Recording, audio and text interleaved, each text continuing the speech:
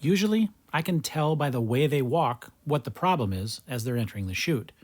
But with this one, it wasn't so clear. Welcome back to Nate the Hoof Guy.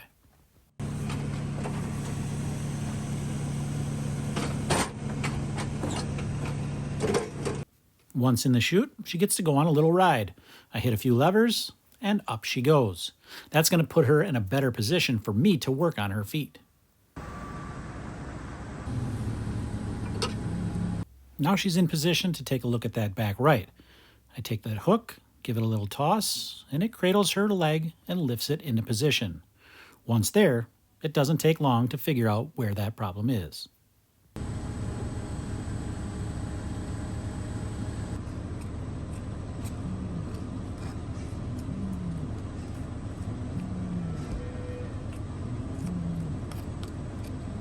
Now you may notice as I begin to trim this foot that this cow has a little bit of medial corkscrew claw rotation, or reverse corkscrew. What does that mean? That means that claw on the left has got a little bit of a turn to it. That's due to the way that she walks. Her bone structure in her legs is causing her to put more pressure on that medial claw. So when I trim it, because of that rotation, I need to take more off of that claw on the left, the medial claw. I'm going to take more off of the outside edge of that right claw. Now this rotation and the way she walks explains why this problem is right where it is. She's got a defect on the medial claw, but usually it's on the lateral. It's the fact that she's putting pressure on this medial claw. That's why that mark is where it is, and that's why we're going to find a lesion under there.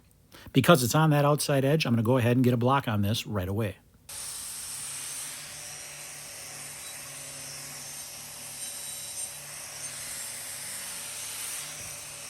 I use this rasping disc just to rough up that sole and to clean up that outside wall. Doing that gives more surface area for that glue to stick to.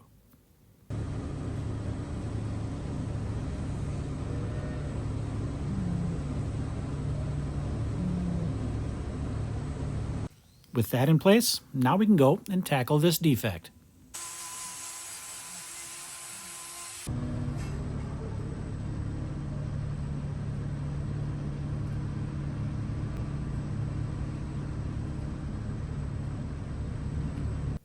You'll notice on this defect how it's just starting to track up that outside wall. You can also get an idea of how thick that sole is from this angle.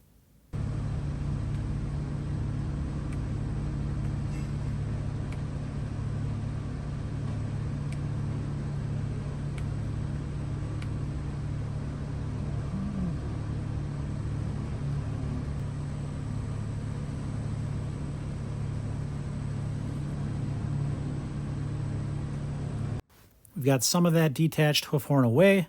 You can see right where that lesion is. That's the area that I got to work around and completely free up so we can get this to heal.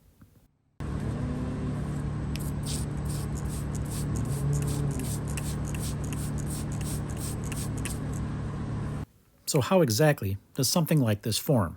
Well, like I mentioned earlier, this is a pressure type issue. Now, normally we see it on that other claw, because that's how most cows walk.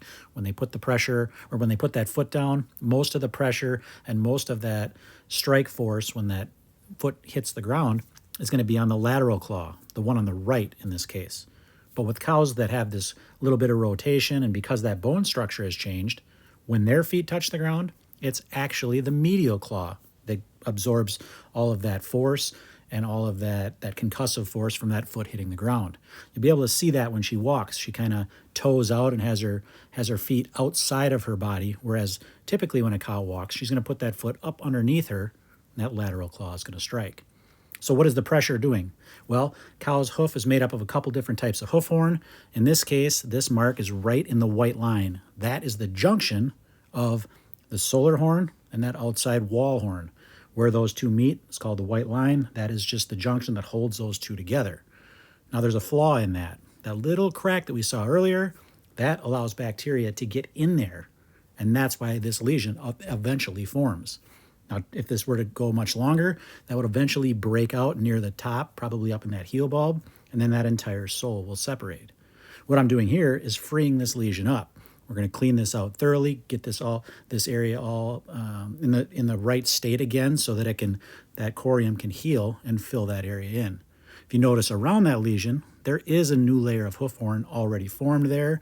It had released at one point, but it's all formed back in. It's just that lesion that we need to get freed up now, get all this loose horn away from it, get it thoroughly cleaned, and that too will then heal, and this will be all one uniform sole once again.